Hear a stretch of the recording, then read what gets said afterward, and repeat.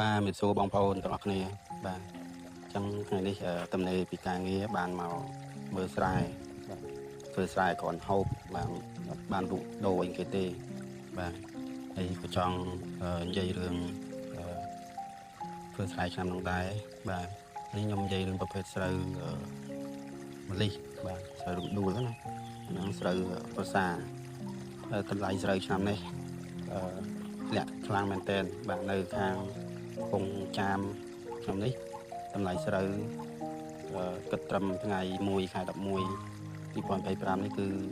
តម្លៃនៅត្រឹម960ទេបាទប្រធៀបមួយឆ្នាំទៅ2024គឺខុសគ្នា300បាទមានន័យថាធ្លាក់ចុះ300បាទអញ្ចឹងកសិករពិបាកមែនទែនឆ្នាំនេះគឺខាតច្រើនណាស់បាទយើងគិតលើចំណាយផ្សេងគឺខ្ពស់ហើយតម្លៃស្រូវធ្លាក់ចុះកាន់តែច្រើនបាទអញ្ចឹង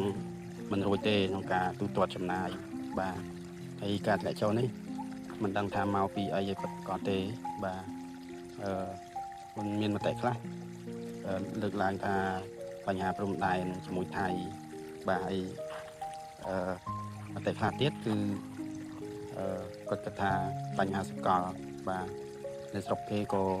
ធ្លាក់ចុះចង់ដែរដូចនៅវៀតណាមអីណាបាទស្រូវខ្លីគឺតម្លៃនៅតែ500ទេបាទអញ្ចឹងបញ្ហាបន្ទុកនេះគឺធ្លាក់ទៅលើកសិករយើងកាន់តែច្រើនទៀតបាទហើយខាងរដ្ឋាភិបាលអាជ្ញាធរមិនដឹងថាត្រូវជួយដោះស្រាយវាមិនទេបាទ